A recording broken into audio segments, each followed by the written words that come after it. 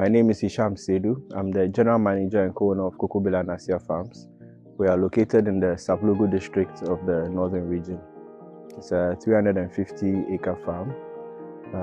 We are primarily mechanized. We do mechanized production, a lot of irrigation, and then we are also sustainable and environmentally friendly in a lot of our operations. We do a lot of climate-smart agriculture, conservation farming, and then also we power our systems using a hybrid solar system.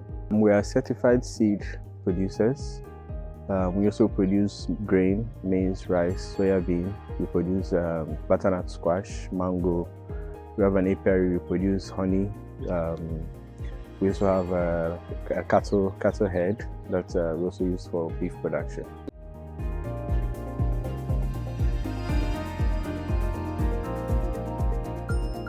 We've been farming in this area since the 90s. It started with my dad. He's an agriculturist, and fortunately I also went into that sector, and we're working together. Now he's on retirement. Back then we started as a mango plantation, but over the years the mango did not do very well, so we had to adapt. We officially became registered in 2005, and the name was just to pay homage to the community we live in and work in. So the community is Kukobila, the river is Nasia. So we just put that together. We're getting the water from the Nasia River. The next town is actually Nasia, but then the river is also named Nasia River, the village Kuko, so Kukobila Nasia Farms. We didn't want anything fancy, we just wanted it to be as functional as possible, just to show that we are not here alone. We work a lot with the community.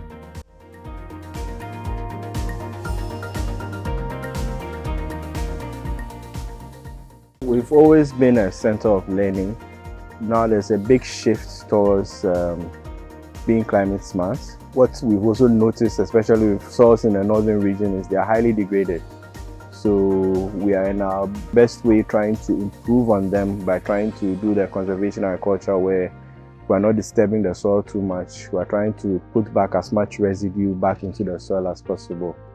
More recently, we are trying to also intensify feeding the livestock directly instead of leaving them to graze free range, where we feed them more directly and are able to concentrate their manure droppings in particular areas. So those are some of the steps we are putting in place to try and be more environmentally friendly, but also to improve our soil conditions. As a farm, one of our major aims is to be as efficient and productive as possible. So we've adopted the use of irrigation over the years, which allows us to go beyond the northern season. Normally has just one production season, so using the irrigation allows us to go sometimes do up to 3 productions of crops in the year. So that was the first motivation, to be more productive. In more recent years, due to climate variabilities, we've been experiencing a lot of droughts and erratic rainfall. They also come in helpful to help us also support our production when we go through dry spells. Solar energy, which is also making us giving us a greener footprint.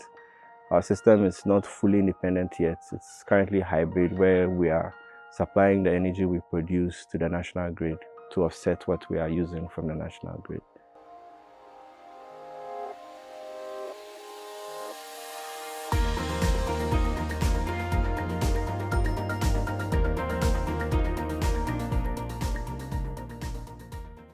My name is Gladys from Kukobila Nasia Farms. I'm a female operator here. The climate smart chain, the time we were not using that one, work was actually very difficult for us, because that time we would do plowing, harrowing, and planting. But in the use of climate smart way, like we do nowadays, we do zero tillage, which is very useful to us, because with the zero tillage, you don't need to use a tractor to go and plow and harrow and do other things. You only spray and plant, and you'll be able to control your weed control very well compared to those days. And other thing to first, the wearing using the solar panels. As of now, right now, the solar panel is really helping us, because we have napier grasses over there. which we are using the solar panel hook. The pivot to that one too is also helping us very well, because through the rainy season, when we farm and the drought came, we weren't able to get rain for the crops. But this time, when we are using the pivot, we'll be able to irrigate very well and get the maize the way we want to farm. I love farming. Farming is my passion, and I love farming in Kukobila Nasia Farms, and I love farming in the climate smart way. I always say that the master classes for me was probably the biggest takeaway, because it helps us as company management to see things in a different perspective, see how we can be more efficient, where maybe we're falling short, where we can improve.